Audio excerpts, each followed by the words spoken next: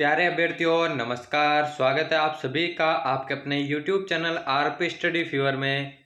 तो दोस्तों राजस्थान जीके की एक बार फिर से नई क्लास में आप सभी का स्वागत है, जहां पर हम राजस्थान जीके के अति महत्वपूर्ण प्रश्नों पर चर्चा करने वाले हैं। जी हां दोस्तों, 2022 की बीएसटीसी प्री परीक्षा के लिए ये प्रश्न महत्वपूर्ण साबित हो सकते हैं। तो आज की क्लास को एंड तक वॉच करना है। बिना किसी देर के आज की क्लास को शुरू करते हैं। पहला क्वेश्चन आपकी स्क्रीन के सामने है। राजस्थान का वह साहित्यकार जो अबुल फजल के नाम से जाना जाता है? सूर्यमल मिश्रण, कक्कड़ सूरी, मोहनोत नैणसी या फिर अल बरूनी? कौन सा इसका करेक्ट आंसर हो जाएगा? जल्दी से बताइए, जल्दी से बताइए दोस्तों, क्या हो जाएगा करेक्ट आंसर। देखिए दोस्तों, मैं कुछ प्रश्न ऐसे भी होंगे जो आपको समझ में नहीं आएंगे, उनको ट्रिक से बता दूंगा कैसे आपको याद रखना है। देखिए दोस्तों, राजस्थान का अबुल फजल, तो अबुल फजल में से आप जल को सेलेक्ट कर लीजिए। जल किससे पिया जाता है? मुंह से पिया जाता है ना। तो दोस्तों इसमें मुहनोत नैणसी, ठीक है ना, मुंह है इसमें जो है वो जल से रिलेटेड करके आप इसे याद रख सकते हैं। तो राजस्थान का जो अबुल फजल है दोस्तों, मुहनोत नैणसी को कहा जाता है। इस प्रकार से इसे आप रिलेट करके याद कर सकते हैं। तो ट्रिक कैसी लग रही है दोस्तों, कमेंट में जरूर बताना। अगला प्रश्न जल्दी से देखिए। अगला प्रश्न है दूसरा, निम्न में से किसके उत्पादन के लिए टोंक प्रसिद्ध है? ठीक है ना, किसके उत्पादन के लिए जो टोंक जिला है वो प्रसिद्ध है? बीड़ी, दरी नमदे, खरबूजे या फिर उपरोक्त सभी? दोस्तों जल्दी से आंसर बताइए, क्या हो जाएगा करेक्ट आंसर? करेक्ट आंसर क्या हो जाएगा? जल्दी से बताइए दोस्तों। बात करें दोस्तों टोंक की, तो दोस्तों यहाँ पर बीड़ी भी प्रसिद्ध है, दरी और नमदे भी प्रसिद्ध है और खरबूजे भी प्रसिद्ध है। इसलिए इसमें ज्यादा कुछ बताने की बात नहीं है। सभी जो है ये उपरोक्त सभी है वो टोंक जिले में प्रसिद्ध है, इसलिए चौथा ऑप्शन इसका करेक्ट हो जाएगा। अगला प्रश्न है दोस्तों, तीसरा प्रश्न, राजस्थान में प्रथम सूती वस्त्र मिल की स्थापना कहां पर की गई? प्रथम सूती वस्त्र मिल की स्थापना कहां की गई? भीलवाड़ा में, लाखेरी में, ब्यावर में, बाड़मेर में? तो दोस्तों इस प्रश्न का तो सभी को आंसर देना होगा, क्योंकि बार बार रिपीट होने वाला यह प्रश्न है। प्रथम सूती वस्त्र मिल की स्थापना की बात करें दोस्तों, ब्यावर के अंदर यह स्थापित हुई थी। तीसरा ऑप्शन इसका बिल्कुल करेक्ट हो जाएगा। अगला प्रश्न है दोस्तों, देव नारायण योजना कब लागू की गई? देव नारायण जो योजना है कब लागू की गई? 2005, 2006, 2008 या फिर 2007? क्या हो जाएगा करेक्ट आंसर? जल्दी से बताइए, जल्दी से बताइए दोस्तों, क्या हो जाएगा इसका करेक्ट आंसर? देवनारायण योजना की बात करें दोस्तों, 2008 के अंदर ये लागू हुई थी। तीसरा ऑप्शन बिल्कुल इसका करेक्ट आंसर हो जाएगा। अगला प्रश्न है, खोलरा किस जनजाति का निवास स्थल है? खोलरा जो है कौन सी जनजाति का निवास स्थल है? बंजारा, सहरिया, भील या फिर कथोड़ी? कौन सा इसका करेक्ट आंसर हो जाएगा दोस्तों? अगर ये प्रश्न आपको याद नहीं होता तो इसकी भी मैं ट्रिक बताऊंगा, ठीक है ना। पहले आप बताइए इसका करेक्ट आंसर। देखिए दोस्तों, खोलरा कौन सी जनजाति का निवास स्थान है, आपको कमेंट बॉक्स के अंदर बताना है। अब आप इसे कैसे याद रख सकते हैं? देखिए दोस्तों, खोलरा में जो ओ है, ओ की मात्रा इन चारों ऑप्शंस में से किसमें है? देखिए दोस्तों, बंजारा में ओ की मात्रा नहीं है, सहरिया में नहीं है, भील में नहीं है, लेकिन कथोड़ी के अंदर थो में जो है ओ की मात्रा है। तो खोलरा के अंदर भी खो में जो है ओ की मात्रा है और कथोड़ी में भी ओ की मात्रा है। तो खोलरा किस जनजाति का निवास स्थल हो जाएगा? कथोड़ी का हो जाएगा। इस प्रकार से आप अगर याद नहीं होता है तो इसे रिलेट करके याद कर सकते हैं। चौथा ऑप्शन इसका बिल्कुल करेक्ट हो जाएगा। अगला प्रश्न है दोस्तों, भारतीय संविधान में विद्युत को किस सूची में रखा गया है? विद्युत को कौन सी सूची में रखा गया है? संघ सूची, समवर्ती सूची, राज्य सूची या फिर उपरोक्त में से कोई नहीं? विद्युत आपको बताना दोस्तों, कौन सी कैटेगरी के अंदर, कौन सी सूची के अंदर इसे स्थान दिया गया है भारतीय संविधान में। बात करें दोस्तों विद्युत की, तो दोस्तों ये संघ सूची के अंदर भी है और राज्य सूची के अंतर्गत भी है, और दोनों में जब होता है तो उसे समवर्ती सूची के अंतर्गत रखा जाता है। दूसरा ऑप्शन इसका बिल्कुल करेक्ट हो जाएगा। अगला प्रश्न देखिए दोस्तों, अगला प्रश्न है, राजस्थान का सबसे बड़ा पवन ऊर्जा पार्क कहां स्थापित किया गया है? नागौर, जोधपुर, बाड़मेर या फिर जैसलमेर? इस प्रश्न को भी कैसे याद रख सकते हैं वो भी आपको बताऊंगा। पहले आप आंसर दीजिए दोस्तों, क्या हो जाएगा इसका करेक्ट आंसर? राजस्थान का सबसे बड़ा पवन ऊर्जा पार्क कहां पर स्थापित किया गया है? जल्दी से बताइए, जल्दी से आंसर बताइए दोस्तों। देखिए दोस्तों, राजस्थान का सबसे बड़ा पवन ऊर्जा पार्क, अब देखिए दोस्तों, राजस्थान का सबसे बड़ा जिला कौन सा है? जैसलमेर है ना। तो यहीं पर राजस्थान का सबसे बड़ा पवन ऊर्जा पार्क स्थापित किया गया है। तो इस प्रकार से आप इसे याद रख सकते हैं कि राजस्थान के सबसे बड़े जिले जैसलमेर के अंदर सबसे बड़ा पवन ऊर्जा पार्क स्थापित किया गया है, इसलिए चौथा ऑप्शन इसका करेक्ट हो जाएगा। अगला है दोस्तों, राजीव गांधी पर्यटन विकास मिशन की स्थापना किस वर्ष की गई? राजीव गांधी पर्यटन विकास मिशन की स्थापना 2002, 2004, 2001 या फिर 2003? कौन सा इसका करेक्ट आंसर हो जाएगा? जल्दी से बताइए, जल्दी से आंसर बताइए दोस्तों, कौन सा करेक्ट हो जाएगा, ताकि अगले प्रश्न की ओर जल्दी से बढ़ सके। राजीव गांधी पर्यटन विकास मिशन की बात करें दोस्तों, 2001 के अंदर यह स्थापित होता। तीसरा ऑप्शन बिल्कुल करेक्ट हो जाएगा। अगला प्रश्न है, राजस्थान में सर्वाधिक पर्यटक किन स्थलों को देखने आते हैं? जो पर्यटक है वो सर्वाधिक किन स्थलों को देखने आते हैं? सांस्कृतिक स्थल, ऐतिहासिक स्थल, प्राकृतिक स्थल या फिर वन्य जीव संरक्षण स्थल? कौन सा इसका करेक्ट आंसर हो जाएगा, जल्दी से बताइए। देखिए दोस्तों, पर्यटक जो हैं इन चारों स्थलों को देखने के लिए आते हैं राजस्थान के अंदर, लेकिन ऐसे कौन से स्थल है सर्वाधिक राजस्थान के अंदर जिन्हें देखने के लिए पर्यटक सर्वाधिक आते हैं, तो कौन सा इसका करेक्ट आंसर हो जाएगा, जल्दी से बताइए। तो देखिए दोस्तों, जो सामग्री जो स्थल इतिहास से संबंधित है उनको देखने के लिए पर्यटक सर्वाधिक आते हैं, तो ऐतिहासिक स्थल बिल्कुल इसका करेक्ट आंसर हो जाएगा।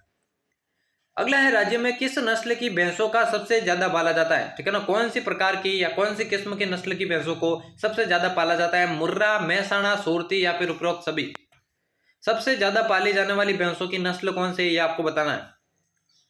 देखिए दोस्तों, जो मुर्रा जो नस्ल है भैंसों की, जो मुर्रा नस्ल है वो सबसे ज्यादा पाली जाती है राजस्थान के अंदर। पहला ऑप्शन इसका बिल्कुल करेक्ट हो जाएगा।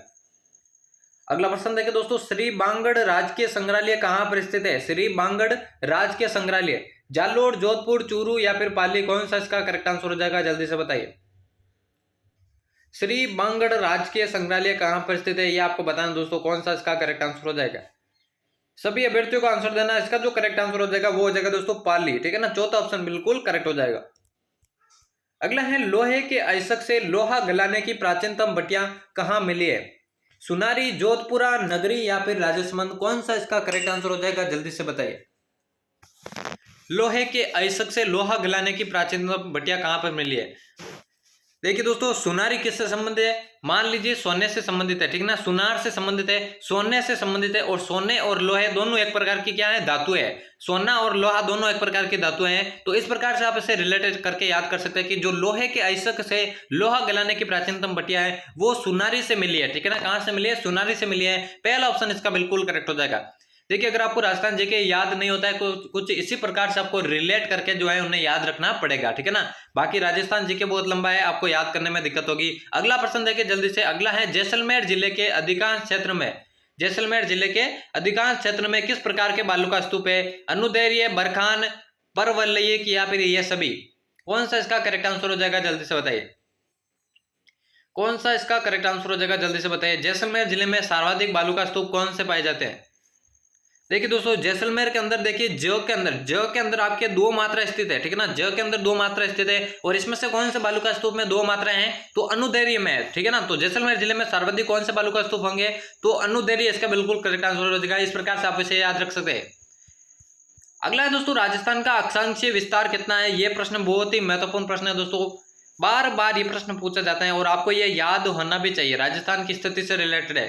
23 डिग्री 3 मिनट उत्तरी अक्षांश से 30 डिग्री 12 मिनट दक्षिणी अक्षांश, या फिर 23 डिग्री 3 मिनट उत्तरी अक्षांश से 30 डिग्री 12 मिनट उत्तरी अक्षांश। देखिए दोस्तों, इनमें ज्यादा फर्क नहीं है, बल्कि यहाँ पर इनका भी फर्क है। यहाँ पे दक्षिणी अक्षांश दे रखा है, यहाँ पर उत्तरी अक्षांश दे रखा है, और यहाँ पर 30 डिग्री 21 मिनट दक्षिणी अक्षांश दे रखा है। इतना ही फर्क है, और चौथा ऑप्शन में दे रखा है कोई नहीं। तो इसका करेक्ट आंसर आपको बताना है, राजस्थान का अक्षांशीय विस्तार। देखिए दोस्तों, दूसरा ऑप्शन इसका करेक्ट हो जाएगा। राजस्थान का जो अक्षांशीय विस्तार है वो 23 डिग्री 3 मिनट उत्तरी अक्षांश से 30 डिग्री 12 मिनट उत्तरी अक्षांश है, यही इसका करेक्ट आंसर हो जाएगा। अगला दोस्तों, निम्न में से कौन सा एक मरुस्थलीकरण का कारण नहीं है। मरुस्थलीकरण का कारण कौन सा नहीं है। कठोर मौसमी परिस्थितियां, बढ़ती आबादी, वनोन्मूलन या फिर अम्लीय भूमि का प्रयोग करना। इनमें से कौन सा जो है मरुस्थलीकरण का कारण नहीं है। मरुस्थलीकरण का मतलब है दोस्तों मरुस्थल का विस्तार होना, ठीक है ना। मरुस्थल का बढ़ना, यही मरुस्थलीकरण कहलाता है। तो इनमें से कौन सा इसका कारण नहीं है, तो चौथा ऑप्शन इसका बिल्कुल करेक्ट आंसर हो जाएगा। अगला है दोस्तों, सर्वप्रथम स्वराज्य शब्द का प्रयोग किसने किया था। सर्वप्रथम स्वराज्य शब्द का प्रयोग किसने किया था। स्वामी दयानंद सरस्वती, महाराजा जसवंत सिंह, महात्मा गांधी या फिर स्वामी विवेकानंद, कौन सा इसका करेक्ट आंसर हो जाएगा, जल्दी से बताइए।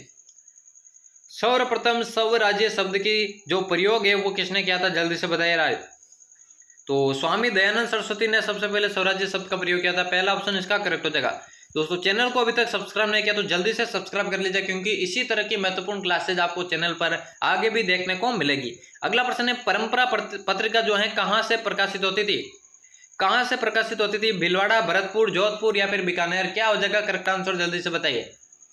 क्या हो जाएगा करेक्ट आंसर, जल्दी से बताइए। परंपरा पत्रिका, देखिए राइट आंसर की बात करें, जोधपुर से जो है परंपरा पत्रिका प्रकाशित होती थी। तीसरा ऑप्शन बिल्कुल करेक्ट हो जाएगा। अगला है दोस्तों, डाबड़ा हत्याकांड का संबंध किस स्थान से था। डाबड़ा हत्याकांड का संबंध किस स्थान से था। डीडवाना परगना, कोटा, अजमेर या फिर सीकर, कौन सा करेक्ट आंसर हो जाएगा, जल्दी से बताइए। चाबड़ा हत्याकांड की बात करें दोस्तों, वो डीडवाना परगना से ये संबंधित था। पहला ऑप्शन इसका बिल्कुल करेक्ट आंसर हो जाएगा।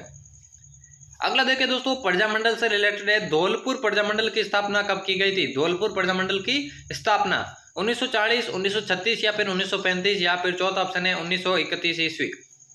करेक्ट आंसर बताइए दोस्तों, क्या हो जाएगा? धौलपुर प्रजामंडल की स्थापना कब की गई? देखिए राइट आंसर की बात करें 1936 में आपके धौलपुर प्रजामंडल की स्थापना की गई थी। अगला प्रश्न देखिए जल्दी से, बीसवा चरवो या फिर चरो से क्या आशय है? ऑप्शन की बात करें, तांबे या पीतल का एक बड़ा जलपात्र, गन्ने पेलने का कोल्हू, एक आभूषण विशेष, या फिर एक राजस्थानी खेल।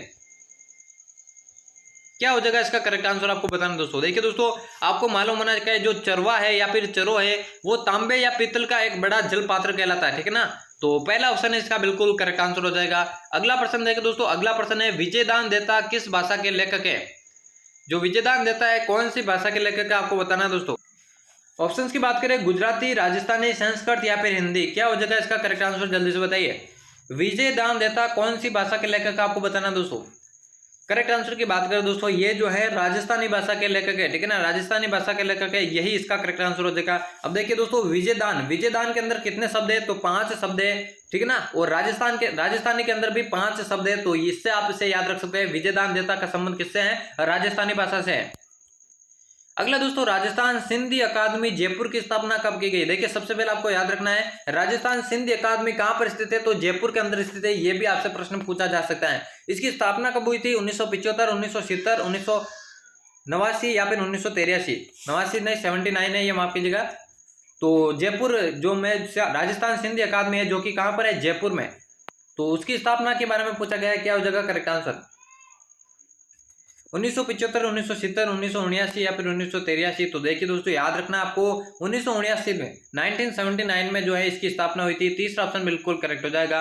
अगला प्रश्न है दोस्तों, माघ शुक्ला सप्तमी को जो गधों का मेला लगता है वो कौन सा मेला लगता है? ठीक है ना, जो गधों का मेला है वो कौन सा है? ब्राह्मणी माता का मंदिर, केवाई माता का मंदिर, छींक माता का मंदिर, नकटी माता का मंदिर, कौन सी माता का जो मंदिर है वहां पर जो है गधों का मेला लगता है? जल्दी से बताना आपको।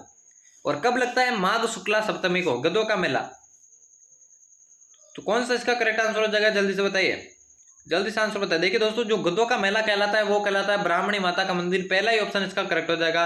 अगला प्रश्न देखिए, नाहरगढ़ का प्राचीन नाम क्या था? नाहरगढ़ का प्राचीन नाम क्या था या पुराना नाम क्या था? सवाईगढ़, सुदर्शनगढ़, आमेरगढ़ या फिर विजयगढ़? कौन सा इसका करेक्ट आंसर हो जाएगा? जल्दी से बताइए। देखिए दोस्तों, नाहरगढ़ का जो प्राचीन नाम था वो था सुदर्शनगढ़, जहां पर रानियों के लिए एक जैसे क्या बनाए थे? 9 महल बनवाए गए थे, 9 महल या 9 पासवान बनवाए गए थे। और सुदर्शनगढ़ या फिर नाहरगढ़ जो दुर्ग है दोस्तों जयपुर के अंदर स्थित है, इसलिए यही इसका करेक्ट आंसर हो जाएगा। आज की क्लास का ये होने वाला है दोस्तों अंतिम प्रश्न। अंतिम प्रश्न पूछा गया है, माता जी की बावड़ी कहां पर स्थित है? हर्षगिरी, सीकर, अचलगढ़, सिरोही, बेंगू, चित्तौड़गढ़ या फिर आलूदा, दौसा? कौन सा इसका करेक्ट आंसर हो जाएगा? जल्दी से बताइए। माता जी की बावड़ी कहां पर स्थित है दोस्तों? 25 में से आपके कितने राइट होते हैं कमेंट में जरूर बताएगा। माता जी की बावड़ी की बात करें दोस्तों, बेगू, चित्तौड़गढ़ के अंदर ये स्थित है। तीसरा ऑप्शन इसका करेक्ट हो जाएगा। तो यहाँ पर हमारे 25 महत्वपूर्ण प्रश्नों की क्लास समाप्त होती है दोस्तों। उम्मीद करता हूँ आज की क्लास आपको पसंद आई होगी दोस्तों। ऐसी और क्लासेज चैनल पर आगे पढ़ने के लिए चैनल को सब्सक्राइब करके बेल आइकन को प्रेस कर देना, और बीएसटीसी 2022 से रिलेटेड किसी भी प्रकार के नोटिफिकेशन के लिए भी चैनल को सब्सक्राइब कर देना। तो दोस्तों मिलते हैं किसी और नई क्लास में, तब तक लेते हैं अलविदा।